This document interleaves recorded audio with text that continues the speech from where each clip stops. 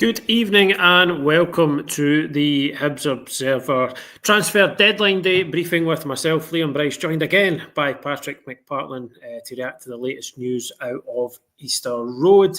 Just before we get started, folks, just before we dive into it, just as always, a quick word for our sponsor, that's Good Vibes Giveaways. They're proud to sponsor the Hibs Observer and offer fantastic prizes to fans of the club. Prizes change weekly and they'll include tech and gadgets, days out, weekends away, tax-free cash and even Oasis tickets. So get your tickets now at www.goodvibesgiveaways.com. Patrick, the big news out of Easter Road this evening, Eliot Yuan, he's going to be staying until at least the summer. No incomings expected between now and the deadline, but there are two players who could depart between now and 11 o'clock. So first we'll come to Eliot Yuan. What's your reaction to the news that he is staying at Hibs? Yeah, clearly no giveaways from Hibs this deadline day. I think it did look like he was set to leave, and you look at what David Gray was saying when he was asked about it. There was that interest from, obviously, Blackburn had the offer turned down last week. Stoke came in at the weekend. Derby County were monitoring the situation. I think there were, clubs elsewhere that were also kind of keeping an eye on what was happening. But I mean, I think it's been quite clear that Hibs have been kind of steadfast in their refusal to accept anything less than what they see as, the sort of valuation of the player. And it's got to be applauded that they don't want to lose a player of his ability, of his talent for peanuts. I think they were saying Stoke City's reported bid over the weekend was like 1.5 million. So the player has got 18 months left on his contract, 20 goals, 19 assists since he joined the club. Very difficult to kind of replace that, especially at short notice, even though I'm sure Hibs will have done plenty of work in trying to identify somebody who could come in and sort of plug the gap. But as we said on the video this morning, it's a risk bringing somebody in when you don't know how they're going to adapt to Scottish football. If they're coming in from out with, the Scottish leagues, you don't know how they're going to gel with the rest of the team. And I think the biggest thing for me has just been how close knit this Hibs team is and how much better they've looked when Youan has been when he's been playing. Like, they've still been winning games when he's not been in the team, but I just think he brings that kind of X factor, that kind of unpredictability that I think a lot of opposition teams don't really know how to deal with. So, I think a lot of fans may be a little bit surprised, maybe disappointed. But barring sort of something very unexpected happening, it doesn't look like there's going to be any incomings. But to be honest, I think holding on to Youan could end up to be a very good bit of business if the club has designs on finishing in the European places. I mean, I don't think they'd come out and say that just at the moment. It's always very much about taking it each game at a time and just focusing on chasing down the team ahead of them. But I think you consider that you've still got Kieran Bowie to come back full fitness, Joe Newell still to come back, Marvin Ekpiteta to come back. The team's performing well at the moment. It's maybe a couple of areas where you might think it's it could be a bit of a kind of wing and a prayer to hope that there's no injuries or anything like that between now and the end of the season. But I think holding on to Youan, it does seem a little bit weird how that's something. This is like the third transfer window in a row where it's looked like he's going to leave and then he's ended up staying. But I think probably good news for Hibs that they can hold on to him, provided he comes back from this injury sooner rather than later. We know he trained today at HTC. Whether or not he'll be deemed fit enough to play a part in Friday's cup game against Ayr United remains to be seen. But I think hanging on to Youan has to be good news for Hibs. I would say probably good news for most fans, and worrying times for corner flags around Scotland. Yep. It's just as well, Hibs had recently announced a corner flag partner. I'm sure that was something along those lines. So that's, are you suggesting the two things are linked, or? No, not at all. No, I would never ever suggest such a thing. But yes, I mean, it's good news in the sense that Eliot Yuan is staying, because I think to then try and to replace a player of that quality at this stage of the deadline day was always going to be a real challenge. Even if these things are always wrapped up in their contingency plans made in case. I'm sure Hibs, if Youan had departed, there might have been a list of targets kicking around of potentially people they could bring in. But we keep talking about David Gray's use of the term X factor. If you're going to replace Eliot Yuan, you need to bring in somebody who's got that about them, because that's exactly what he brings. And as you say, Hibs were in a pretty strong negotiating position with him, still having 18 months left on his contract. And yeah, I mean, I can understand maybe fans a wee bit disappointed if there's no no additions on top of Alassane Mane between now and the end of the window. But I think that at least, the messaging from David Gray has been consistent all month, and that it would be a quality over quantity approach. He was only going to, interested in guys who would raise the level of the squad.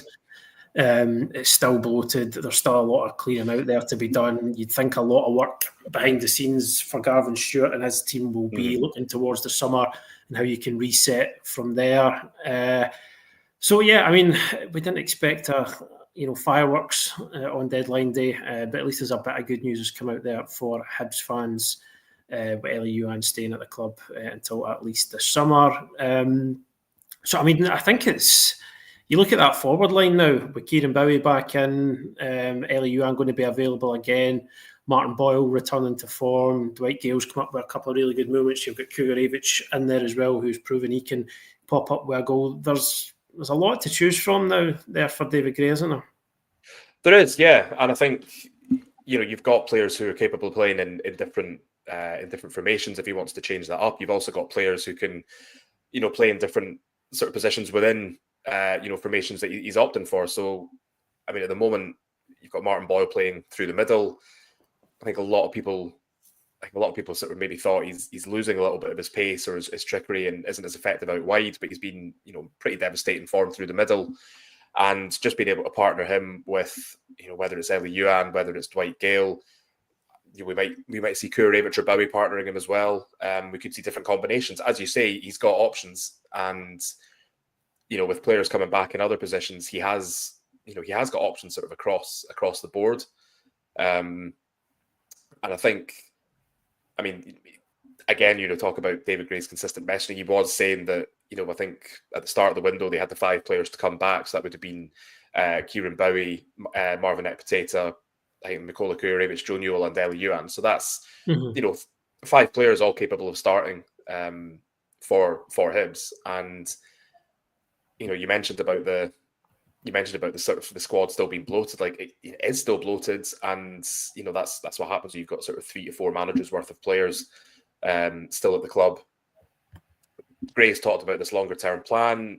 We know that the club's already working on kind of pre-contracts for the summer, but ultimately, you don't want to bring in somebody who's not going to be any better than what they've got. We talked before about how important it is that they can kind of hit the ground running, that they can gel with the team, that they can, I suppose, be better than whoever they're being brought in to replace. And if there's no guarantee that they're going to do that, then it doesn't make sense to to kind of bring them in and potentially kind of cloud the forward planning for the summer onwards. I think we've been told that this summer is going to be like the summer of change, the big one.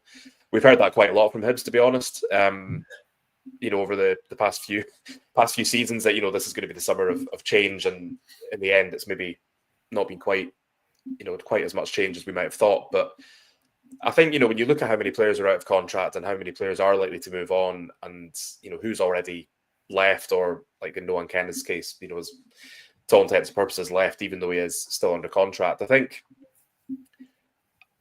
it would have taken something sort of really, really kind of special to, for Hibs to move. I mean, we know they put in an offer for Matthias Siltanen, and, I think that was sort of fairly significant in terms of how much that was. I think sort of 700,000 was the quoted figure. So obviously, they were prepared to spend money on the right sort of player, but at the same time, not want to just spend money for the sake of it.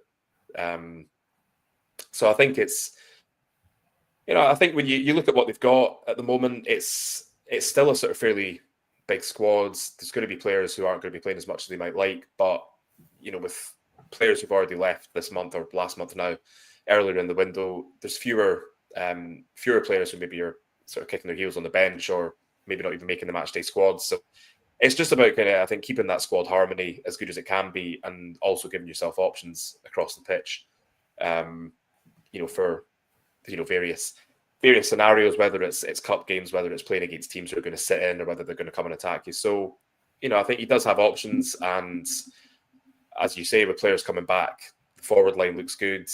Alassane Mane looks like he'll, bring something different, a bit more quality to the midfield, and defensively looking good as well. With Marvin Ekpiteta still to come back, and you've got players who can cover centre back as well. I think, looking quite well stocked. The only sort of, I suppose, the maybe risky one was opting to stay with the goalkeepers they've got. There was that reported interest from Bristol Rovers in Joseph Bursick, which I think sounds like they've blocked anything from happening there. I know there's sort of this understanding that Jordan Smith's number one now, and if he gets injured, does that mean Bursick's going to come back in? But I think it just comes down to what's available, and I'm sure if the right kind of player had been, or the right goalkeeper had been available this window, Hibs may well have moved. I think it's the same with every other position, that there's no point in bringing someone in for the sake of it, and especially not when you've got such a big summer coming up. Mm-hmm.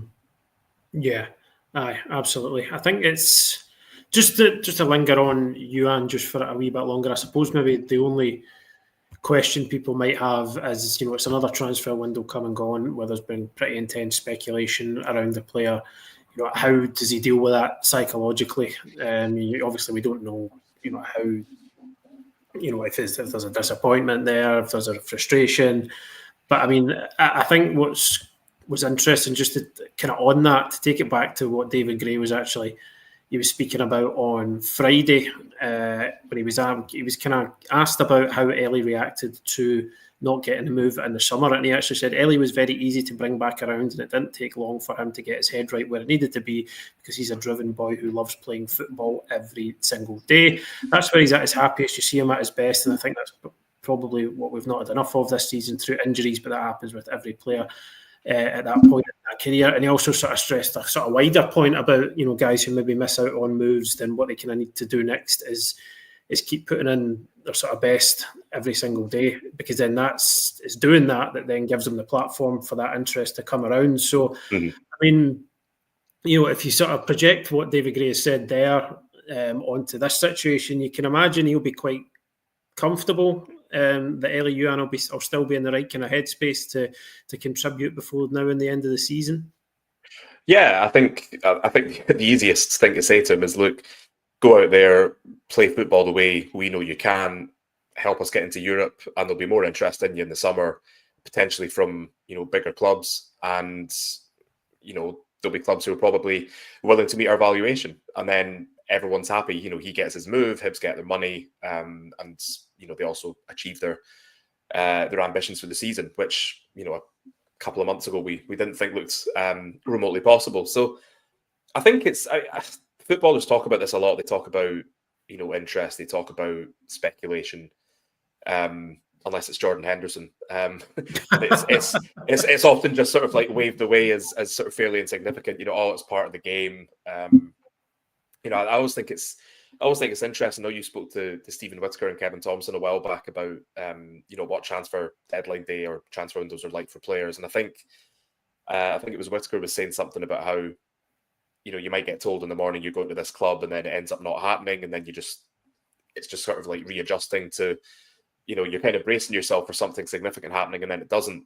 But I suppose it's footballers will be used to this, especially footballers with Yuan's ability, with the way he's kind of moved around in the past. Going from Nantes to Switzerland, and then the move to Belgium, coming to Hibs, the speculation.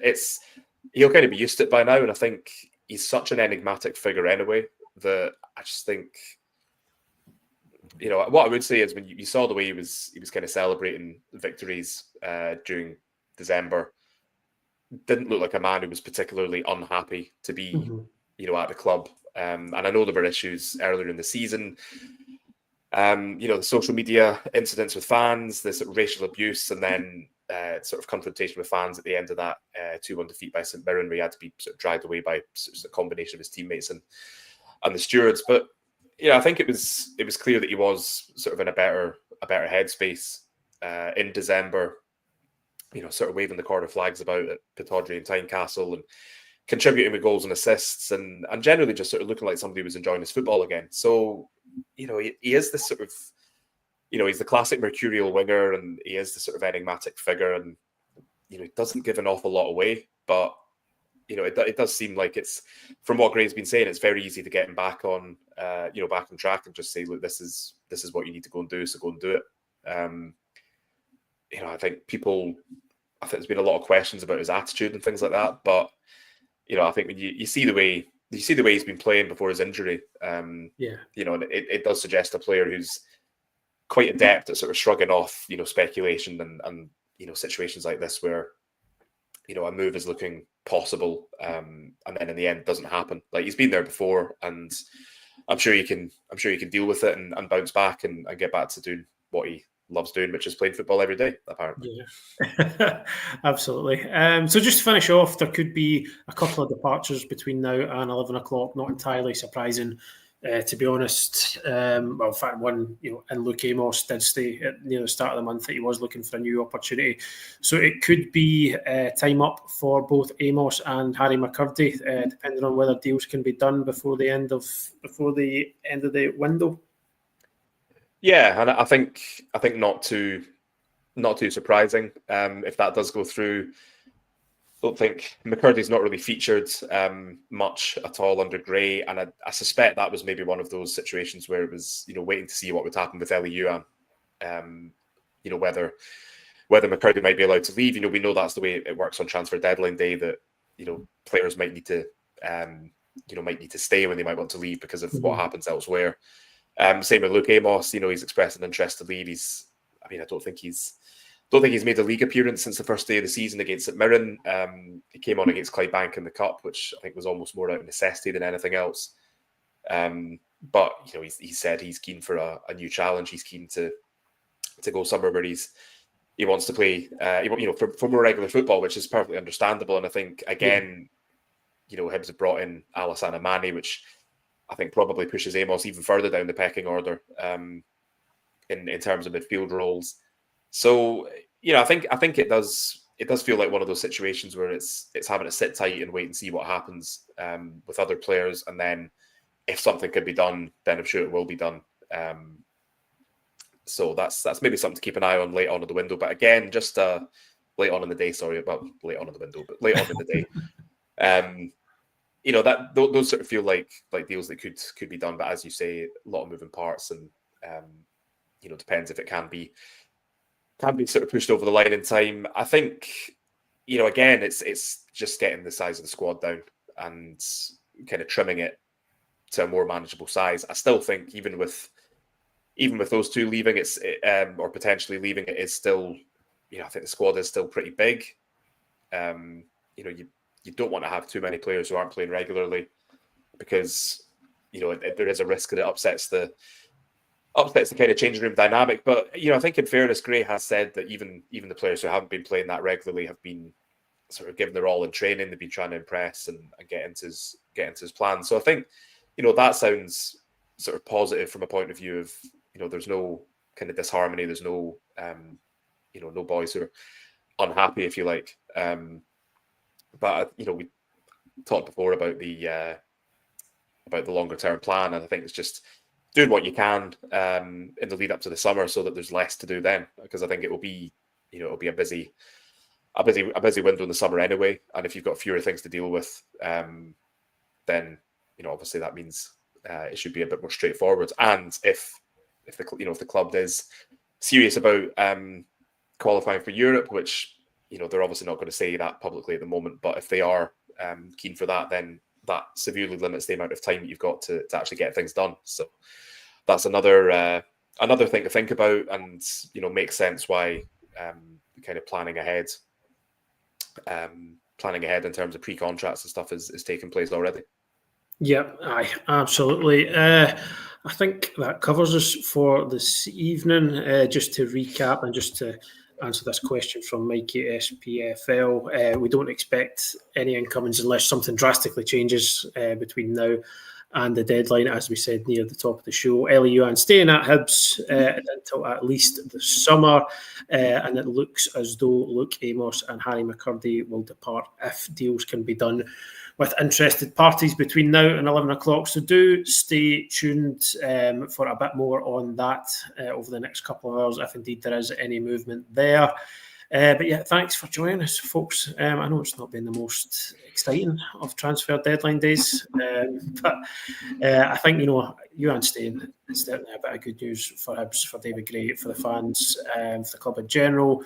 So as I said, we're going to leave it there. In terms of video content, do tune in tomorrow, where it will be Craig Nisbet and I. It's our weekly review of the weekend's fixture. We just pushed it back to Tuesday this week because there was only one show in town today, and that was what was going to happen at the end of the transfer window. So Craig and I will be taking a look back at the Aberdeen game.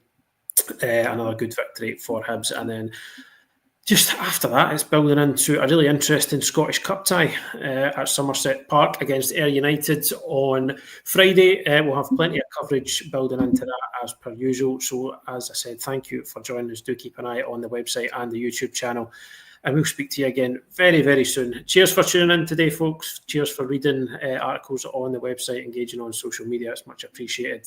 We'll speak to you again later on in the week. Cheers. Cheers.